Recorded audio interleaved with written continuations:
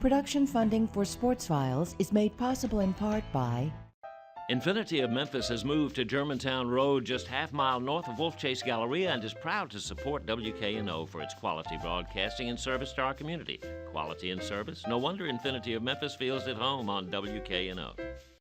the WKNO Production Fund, the WKNO Endowment Fund, and by viewers like you. Thank you. My guest today on Sports Files is the tournament director of the FedEx St. Jude Classic, Phil Cannon.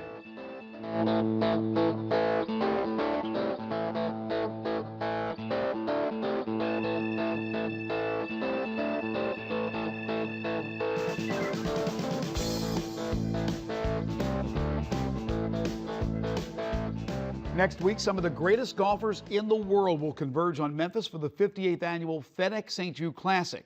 The PGA Tour event began in 1958 and has been held at TPC Southwind since 1989. Tournament director Phil Cannon has been around the event for the majority of the time. He is not only a beloved figure in Memphis, but is as respected a tournament director as anyone. Phil and his staff work countless hours year-round to put together the best tournament possible for local golf fans. Now, that shouldn't come as a surprise. Phil is that type of worker, that type of man.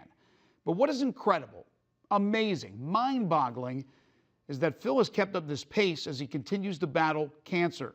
Last March, he was diagnosed with stage 4 lung cancer, but refused to let it define him. And when asked about it, he steers the conversation away from his health to golf, as you will see and hear in a few moments. Last year, it was Ben Crane who seemed to come out of nowhere to dominate in Memphis and take home the title. And this year, he's back to defend it. And back to do his job, away from the spotlight, will be the ever-popular tournament director, Phil Cannon. And he's next on Sports Files.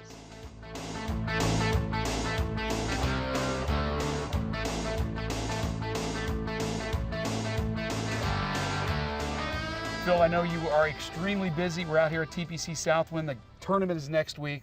Thanks for taking some time out to be with us. Well, you're more than welcome, Greg. I am embarrassed that I had to go without a hat. Now your viewers know why I wear a hat all the time. Well, Phil, I think everybody around here knows the battle you've been in, and you look fantastic. How do you feel? I feel great, and I'm ready for you to fire away at a bunch of golf questions. You will pass right along that subject. Yes, We'll move into the right. golf. No, I'm fine. Tomorrow's the last day for golfers to be eligible to play next week. Obviously, there's a deadline. Are you waiting on anybody before we talk about who is in? Well, not really, Greg.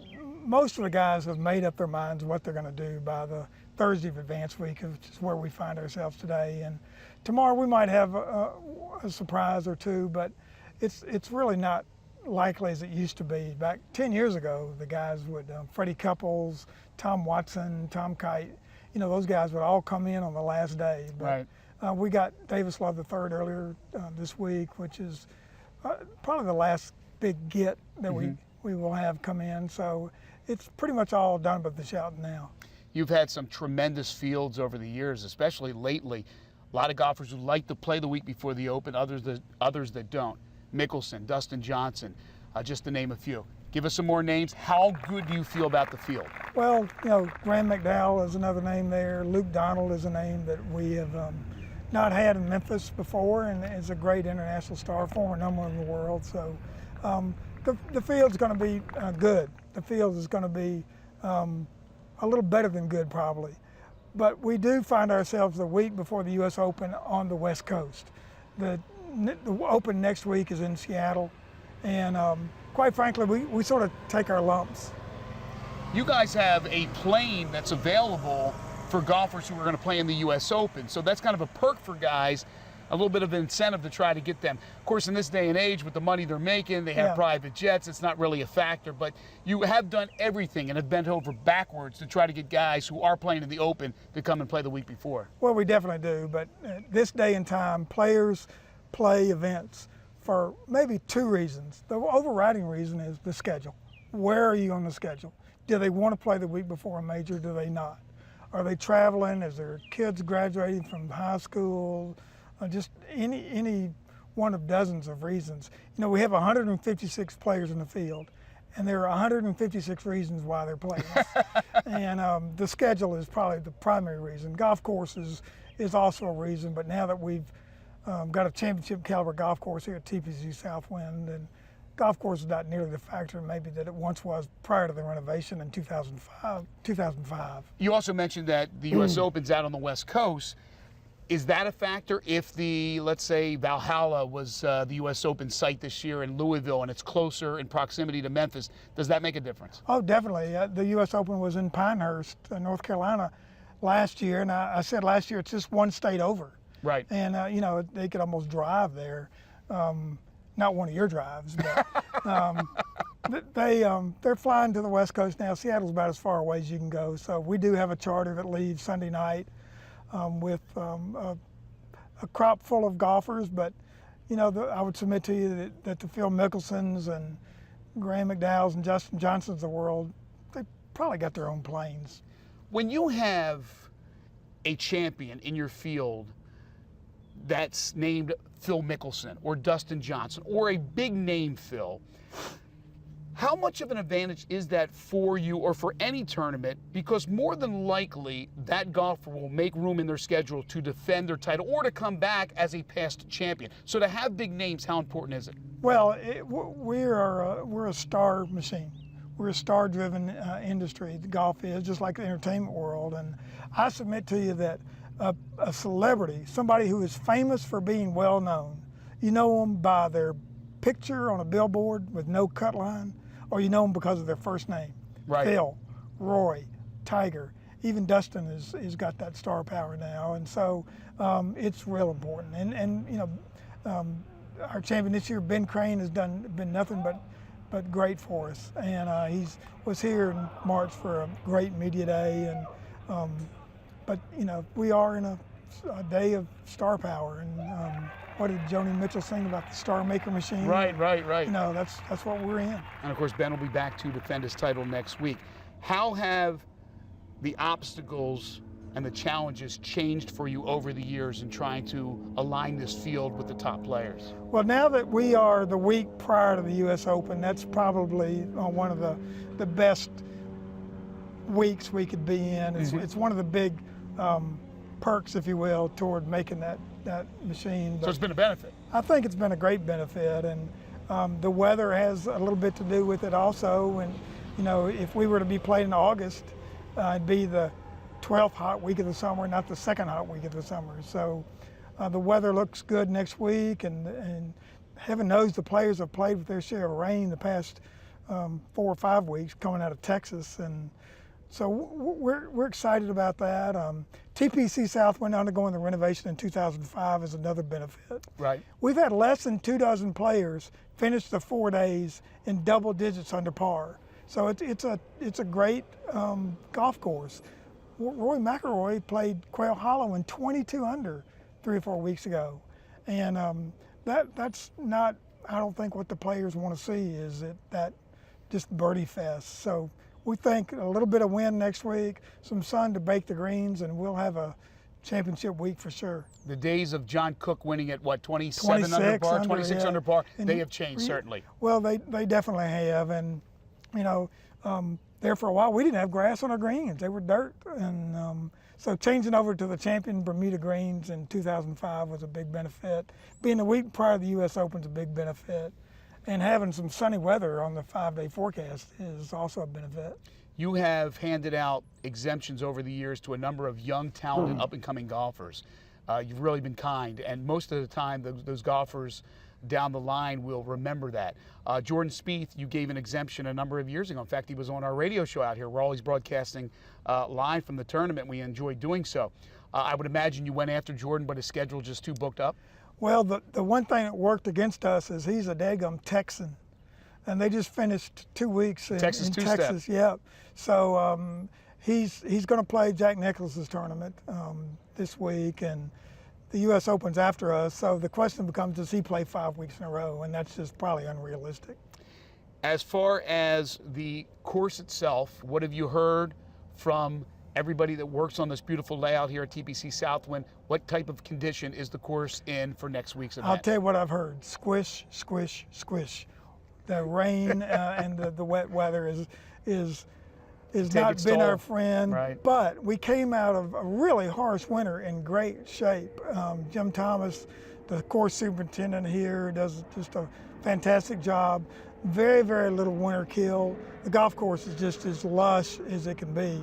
We do need some hot weather. Jim calls it his 160-degree rule. If the high and low equal 160 degrees, he can grow some Bermuda rough. Wow. So we're looking for some 70-degree nights here the next 3 or 4 nights, and you know Bermuda can grow half an inch to an inch in a week. So we're looking for that last push here from the great golf gods. Yourself, Daryl Smith, your entire staff, you do a tremendous job in making sure there are some great events that coincide with the actual golf tournament itself. Let's throw out a few of these events that are coming up this next week. Friday night, a week from tonight, we'll have Super T back at 5 o'clock. We've got a youth clinic.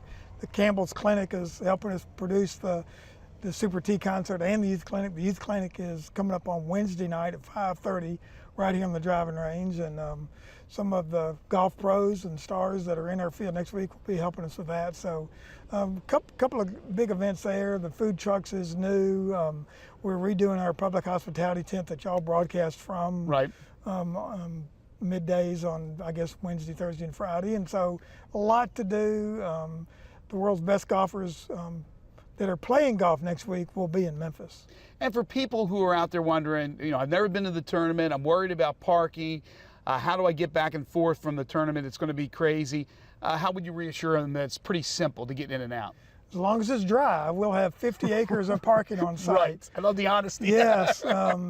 We lost our parking lot last year, and our friends at FedEx took care of us, and I was glad that that rainout occurred on Saturday because none of their employees were at their campus here adjacent to the golf course, and they allowed us to park on that campus. But yeah, we have 50 acres of parking. Our daily fee parking lot is on Winchester, 1 block east of Hacks Cross Road, right across the street from Windike Country Club. Plenty of parking for everybody who wants to come out. You have 2 pro-ams, Monday and Wednesday. The Wednesday is more the regular Joe, although maybe not regular when we talk about deep pockets that'll go to help St. Jude. Right. But on Monday, you bring in some celebs. What do you have set up for this year? Well, St. Jude helps us with celebrities, and Mike Conley's agreed to play, Nice. which is exciting. Some other Grizzly coaches and players. A lot of stars from Hollywood.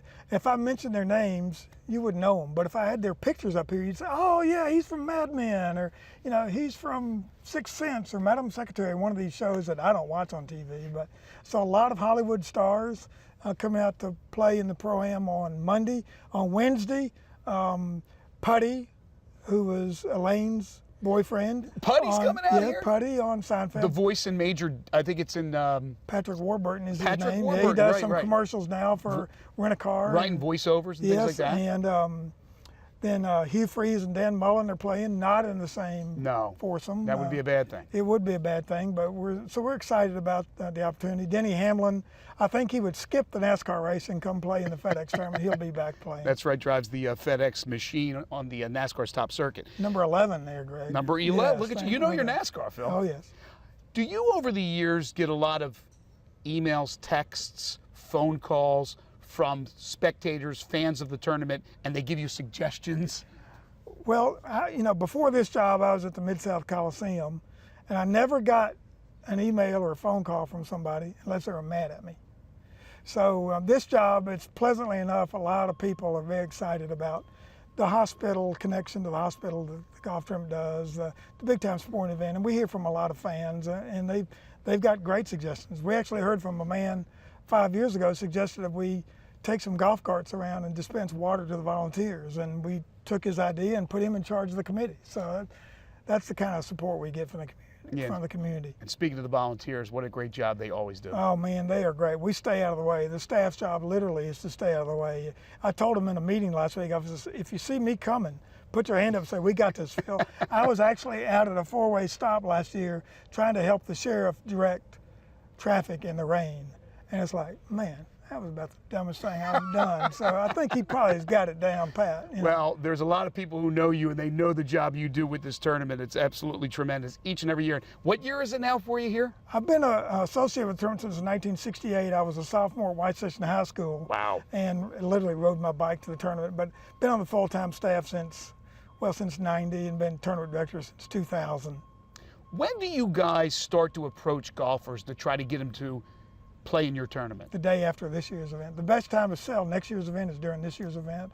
And we go in and talk to them and make sure they're having fun, make sure that they know that they're welcome in Memphis. You know, we sort of go into think tank mode for 3 or 4 months with our volunteers and with all of our stakeholders. The players are certainly a stakeholder.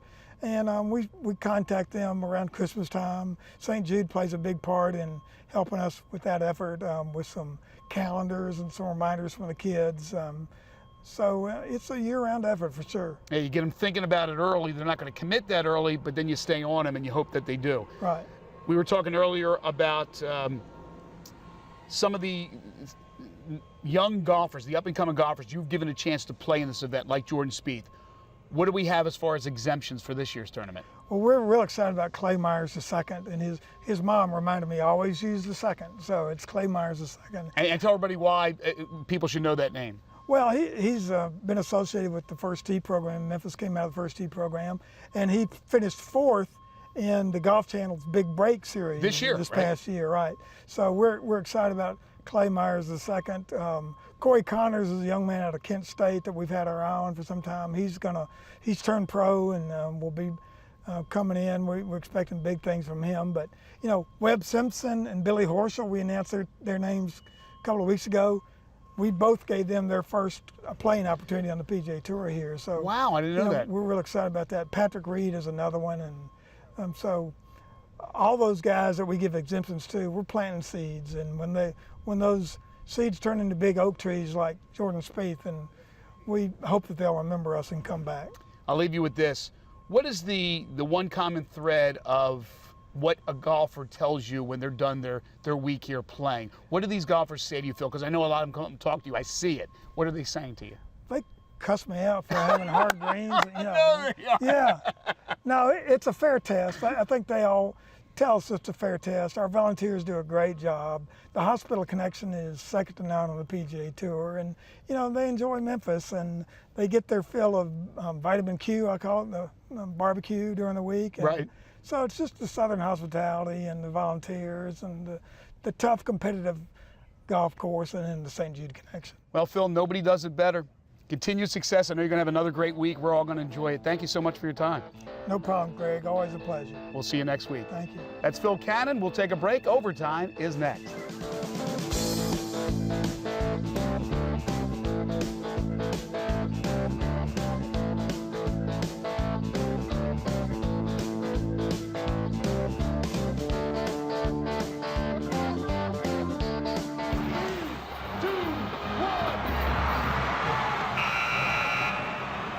Now, the FESJC will have a little Grizzlies flair to it.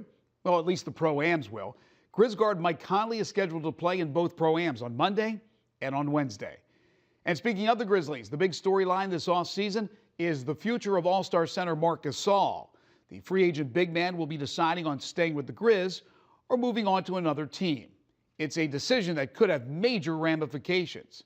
Now, Big Spain has not tipped his hand, but most feel he'll re-sign with the Grizz, at least for a year or two. Now, as everyone knows, Marc has some pretty deep roots in Memphis, having attended high school here. There's no question he has a great rapport with the community, and that goes both ways. In fact, like his teammates Zach Randolph, Mike Conley, and Tony Allen, Marc Gasol is revered. And local artist Kyle Taylor understands that. In fact, he did something about it. At Highland and Southern Avenue stands a mural of Gasol depicted as a matador. It's a concept created by Kyle, who is a street artist, graphic designer, and illustrator. After attending school in Oklahoma City, home of the Thunder, Kyle made a beeline back to the Bluff City and opened a studio in downtown Memphis. Kyle Taylor art may not be the difference maker in helping Big Spain stay put, but the love doesn't hurt. Kyle, this is absolutely outstanding. Where did the concept come from? I mean, I spend a lot of time, thinking about the Grizz and how the Grizz have kind of impacted Memphis, and I've gotten the benefit of seeing so many different local designers and local t-shirt makers do different concepts, everything from, the whole wig snatch to grit and the grind, the grindfather, mind your grizness, all these different ideas. So there's so much conceptual thinking and playful conceptual thinking that surrounds the Grizz in this area. There's a lot of imagination in this area. And so, man, it literally came out of a conversation I was having with a buddy of mine that was telling me about an idea that he had, but he couldn't draw it. And his was, you know, he wanted Pow as the bull and all this kind of stuff. And so that was a loose conversation we had one day, and I think it just kind of logged itself in the back of my head. And so when the shop owner called me about wanting to have some sort of Grizz-related art on the wall right before the playoffs started, that one came to mind, you know, because it's just a powerful image. What kind of reaction are you getting? It's pretty positive. I mean, there's a lot of, I think people generally are just sort of surprised. You know, Big Spain has got such a following. I think a lot of times, like we say things like Big Spain or the Grindfather, and there hasn't really been a whole lot of visuals put to that yet, you know? And so it was like, seeing Marc Gasol as a Matador is just kind of something fun that people kind of, you know, they get excited about. So you were commissioned. It's not like you just came here and put a painting up. You had to get permission. Yeah. Also, as far as using players with the Grizzlies, using the Grizzlies image, do you need to get the green light for that? It's mostly in terms of whether or not you're going to, you know, mass produce it, you know, and that sort of thing. This is a one-off thing, you know. I mean, the shop owner doesn't own, you know, the design or the rights to this, to do any kind of printing or, you know, duplication of it. He commissioned a mural, you know, and if there was ever some sort of issue where like Mark came out here and saw it and it offended him or anything like that, we'd happily paint over it and get rid of it. But in terms of these little one-off things, there's, for the most part, been a lot of acceptance. There's even a mural that my friend Brandon painted over in, I believe it's in Binghamton, where the Grizzlies actually came out and painted with him. Wow. Gasol actually took a spray can up and like did some painting. So art is pretty accepted, you know, in the Grizz organization. It's probably safe to say Gasol has seen this, but we don't know if he's come out here and seen it. I would imagine because it's everywhere on Twitter and Facebook.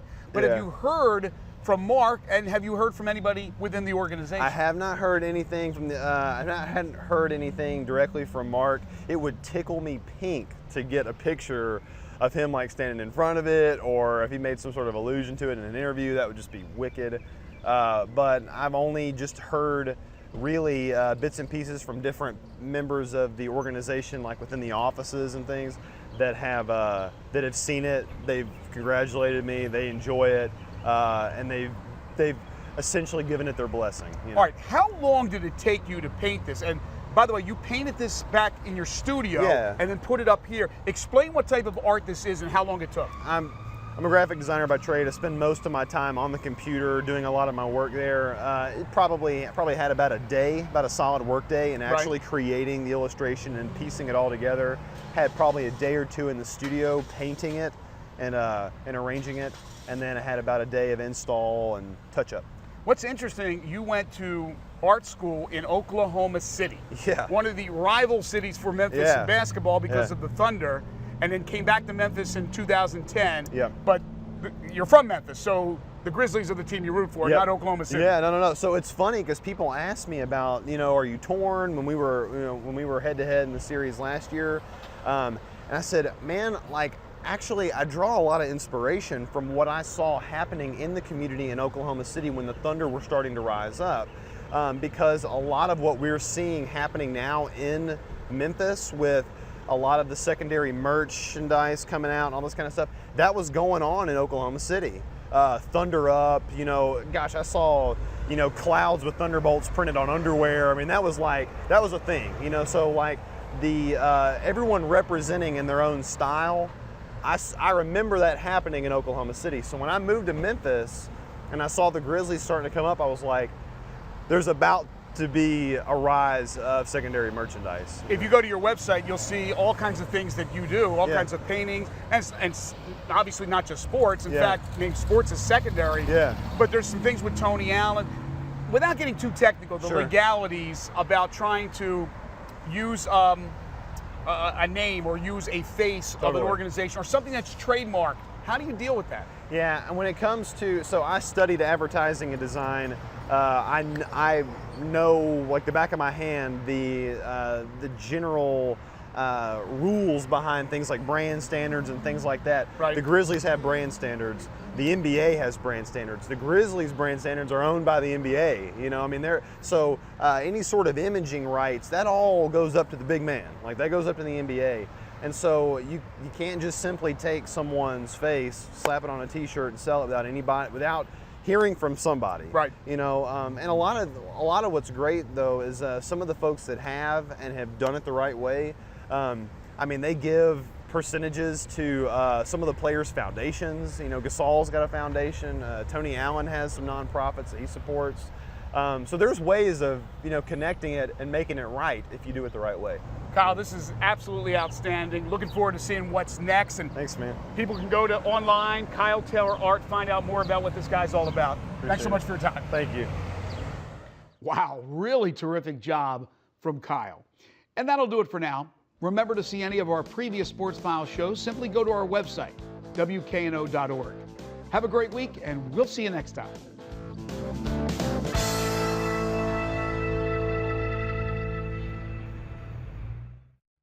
Production funding for Sports Files is made possible in part by Infinity of Memphis has moved to Germantown Road, just half-mile north of Wolf Chase Galleria, and is proud to support WKNO for its quality broadcasting and service to our community. Quality and service? No wonder Infinity of Memphis feels at home on WKNO.